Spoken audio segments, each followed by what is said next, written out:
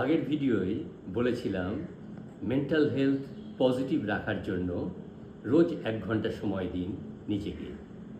শুরু করুন একটা সংস্কৃত শ্লোকা চ্যান্টিংয়ের মাধ্যমে। তারপর করুন free hand exercise top to bottom.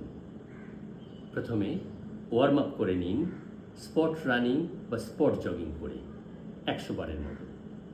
তারপর নেক রোটেশন বা ঘাড়ের এক্সারসাইজ। এতে ঘাড়ের মাসল স্ট্রং হবে এবং চিবুকের নিচে ফ্যাট জমবে না। তারপর আই এফিসিয়েন্সি এক্সারসাইজ, চোখ ভালো থাকবে। তারপর ফেশিয়াল মাসল এক্সারসাইজ, এতে গালে ভুঁড়ি জমবে না।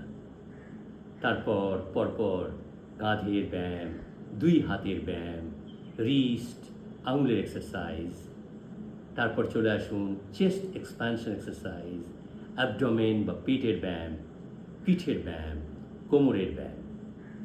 তারপর lower portion of the body, যেমন হিপের এক্সারসাইজ, নিয়ের এক্সারসাইজ, অ্যাঙ্কেল রোটেশন, তার সঙ্গে পায়ের পাতা, পায়ের আঙুল, এগুলোর এক্সারসাইজ।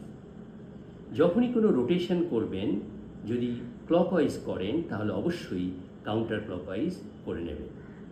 আর প্রত্যেকটা সেট করুন 5 বার করে। এর সঙ্গে যোগ করতে পারেন স্ট্রেটেনিং বা স্ট্রেচিং এক্সারসাইজ।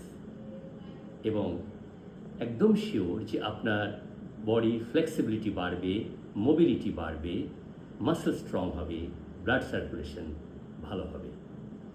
আর যেহেতু হ্যাপি হরমোন সিক্রেশন হবে, তাই মেন্টালি আপনি থাকবেন তরতাজা। শরীরের ওজন যাই হোক, নিজেকে মনে হবে বেশ হালকা।